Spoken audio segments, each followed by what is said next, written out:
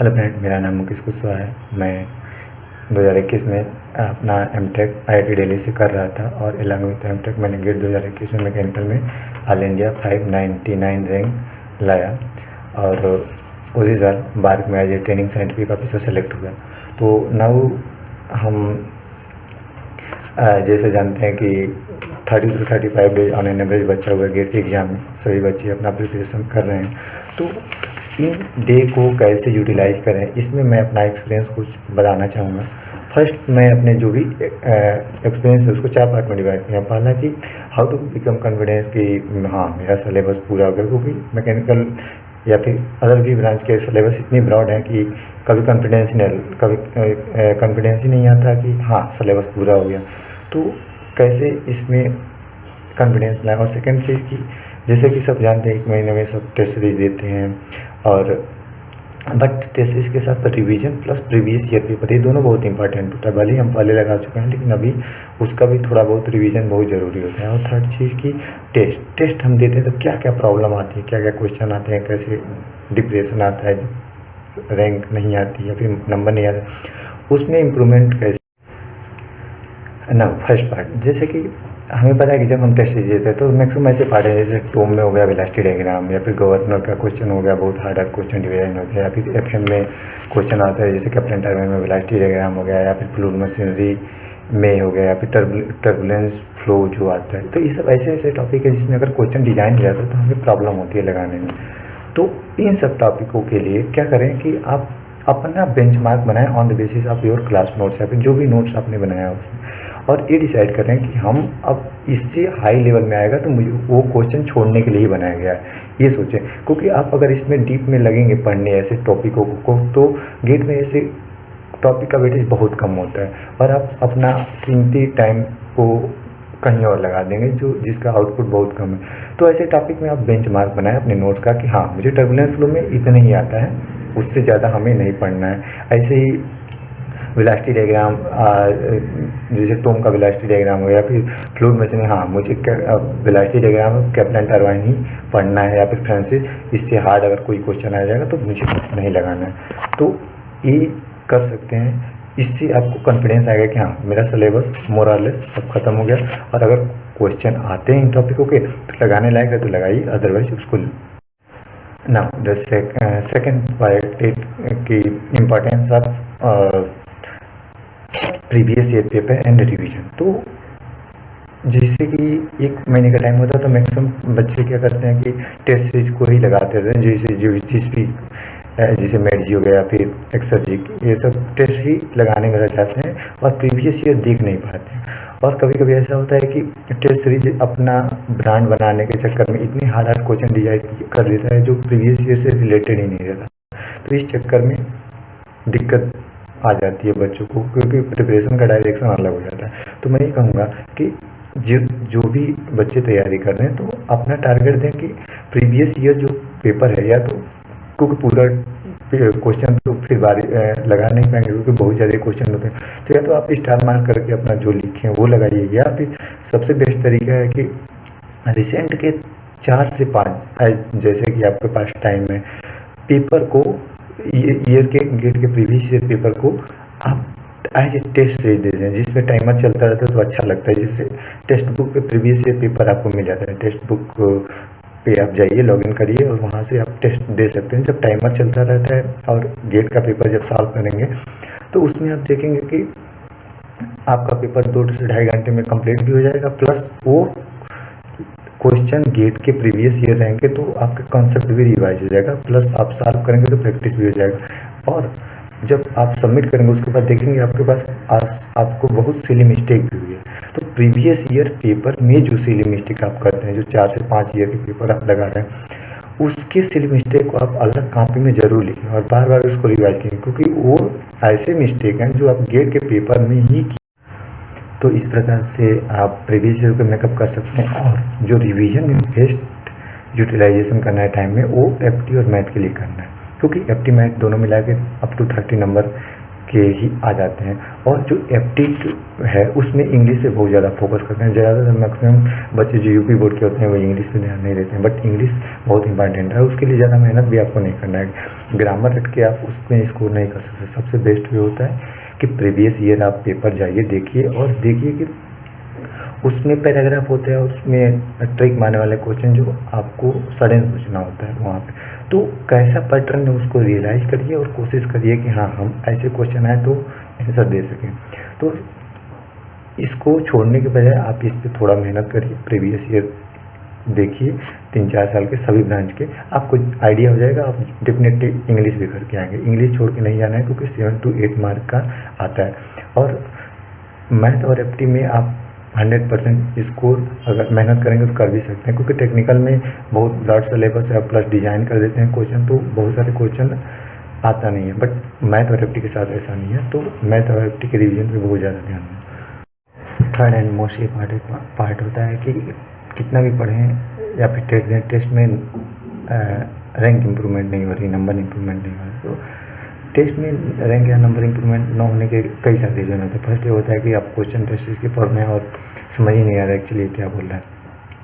दूसरा ये हो सकता है कि आप सिली मिस्टेक बहुत ज़्यादा कर रहे हैं। थर्ड ये हो सकता है कि आपको क्वेश्चन ही नहीं समझ में आया और जब सॉल्यूशन देखते हैं उसका तो लगता है कि अरे यार ये तो मैं कर सकता था।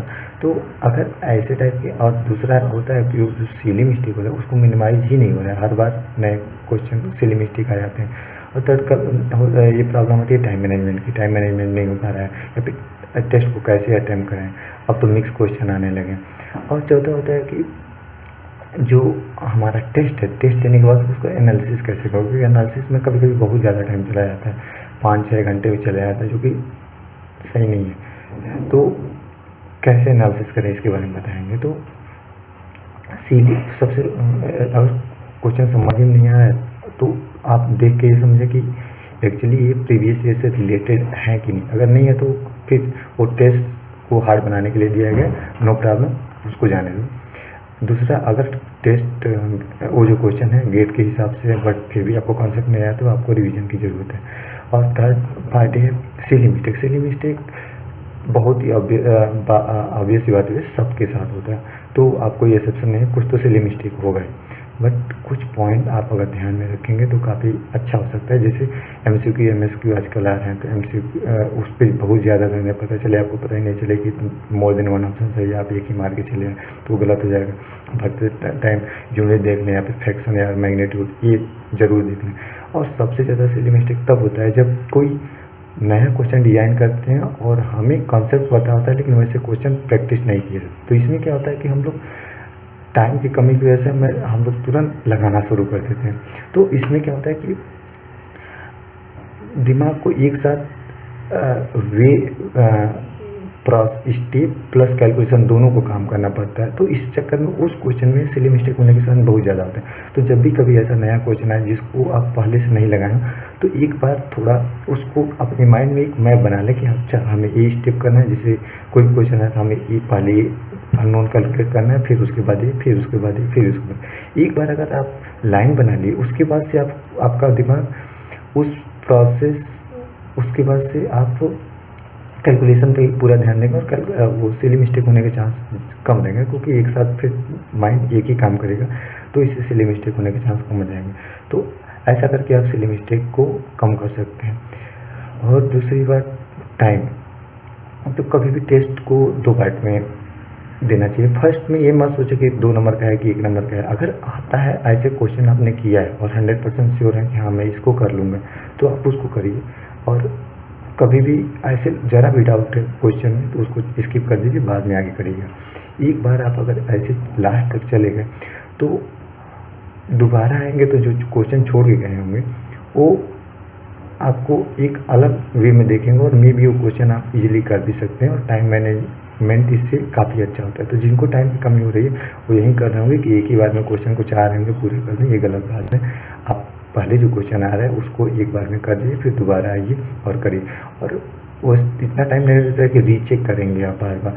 तो ट्राई करिए कि पहली बार में ही क्वेश्चन को आप इजीली अच्छे से कर लें। और अगर आपको टाइम बचता है तो जो निगेटिव मार्किंग होने वाले क्वेश्चन है उसको रीचेक आप कर सकते हैं। देने के बाद जनरली हम लोग डिमोटिवेट हो जाते हैं जब रैंक खराब आती है, नंबर खराब होते हैं। ऐसा ना करें, क्योंकि टेस्ट और रियल एग्ज़ाम दोनों में बहुत अंतर होता है। जनरली अगर टाइम कम हो आपके पास, इतने सारे प्रीवियस जो भी होता है वो नहीं बन पा रहे हैं अभी, तो आप क्या करिए कि एडवांस लेवल टेस्ट मत दीजिए, चाहे कोई भी टेस्ट कोचिंग का हो।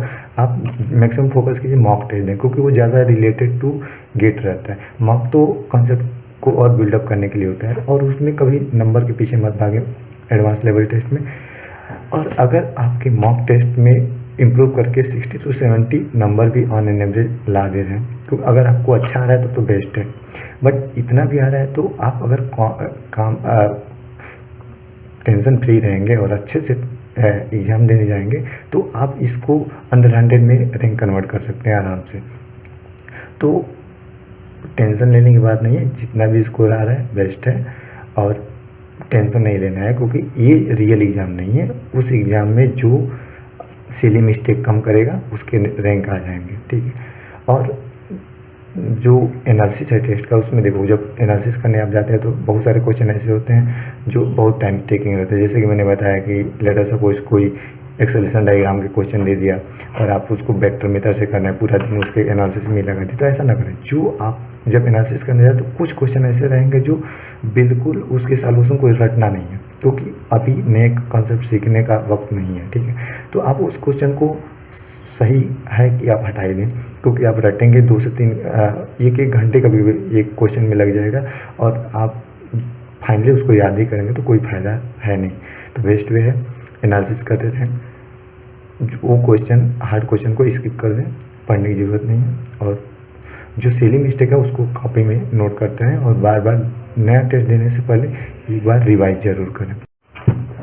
और रोज़ रोज़ मॉक टेस्ट मत दें, क्योंकि बीच में गैप होगा तभी तो आप रिवाइज करेंगे। क्योंकि टेस्ट देने का, सेकंड टेस्ट देने का मतलब है कि आपको इम्प्रूवमेंट उसमें होना चाहिए, क्योंकि आप इम्प्रूवमेंट ही नहीं हो रहा, आप टेस्ट दिए जा रहे हैं तो कोई फ़ायदा नहीं। तो मैक्सिमम टेस्ट ज़्यादा देने के चक्कर में न रहें, प्रीवियस ईयर पेपर को देना ही है टेस्ट के रूप में अभी, और प्लस उसके सिली मिस्टेक को नोट करके, और इस गेट वाले में भी गैप देके जब आपको लगे कि हाँ अब मैं टेस्ट देने के लिए प्रिपेयर हूँ और मैं इसमें पहले से ज़्यादा स्कोर कर सकता हूँ, तो एक दिन का गैप भी सही बट ले लीजिए, बट इम्प्रूव होना चाहिए। और फोर्थ एंड मोस्ट इम्पॉर्टेंट है आपका हेल्थ। एग्ज़ाम के पहले ज़्यादातर बच्चे पढ़ाई में ही इतने लीन हो जाते हैं कि तबीयत ख़राब हो जाती है। अगर ऐसा हो गया तो फिर सब प्रिपरेशन ख़राब हो जाती है। तो प्लीज़ अपने टाइम टेबल को ऐसे एज ए रोबोट ना सेट करें, आपको इंटरटेनमेंट भी करना है, आपको जैसे लाइफ पहले थी वैसे ही रखिए, ज़्यादा कॉम्प्लिकेटेड नहीं करना है करिए। और टेंशन लेने की बात बिल्कुल नहीं है, आप अच्छा पढ़े हैं, साल भर से आपका रिजल्ट अच्छा ही होगा, नो डाउट। तो that's from my side, all the best to all of you.